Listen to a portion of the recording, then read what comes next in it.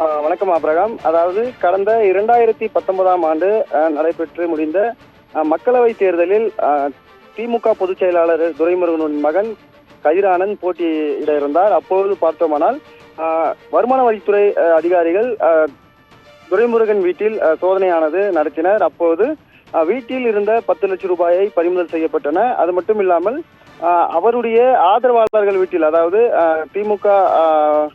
திமுக நிர்வாகிகள் வீட்டில் சோதனை செய்ததில் பள்ளிக்குப்பம் பகுதியில் இருக்கக்கூடிய பூஞ்சோலை சீனிவாசன் என்ற திமுக நிர்வாகியின் வீட்டில் அப்போது வீட்டின் அருகாமையில் இருந்த ஒரு குடோனில் வருமான வரித்துறை அதிகாரிகள் சுமார் 11 கோடி ரூபாய் பணத்தை மூட்டை மூட்டையாக கட்டி வைத்திருந்ததை பறிமுதல் செய்தனர். அது தொடர்பான வழக்கானது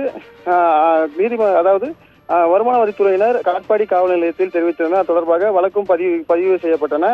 அது தொடர்பாக தொடர்ந்து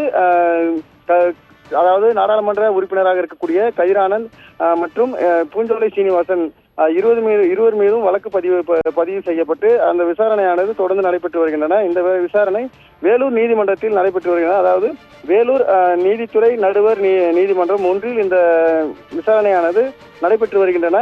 இது தொடர்பாக விசாரிப்பதற்காக இன்று தற்போது இருக்கக்கூடிய வேலூர் நாடாளுமன்ற உறுப்பினர் கதிரானந்த் மற்றும் பூஞ்சோலை சீனிவாசன் இருவரும் இன்று நீதிமன்றத்தில் ஆஜராக வந்திருந்தனர்.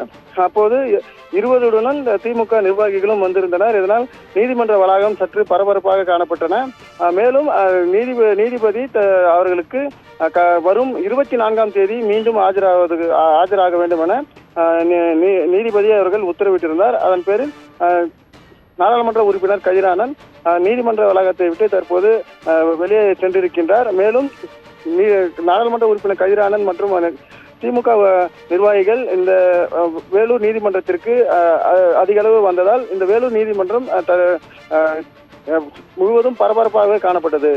ஆபிரகாம்.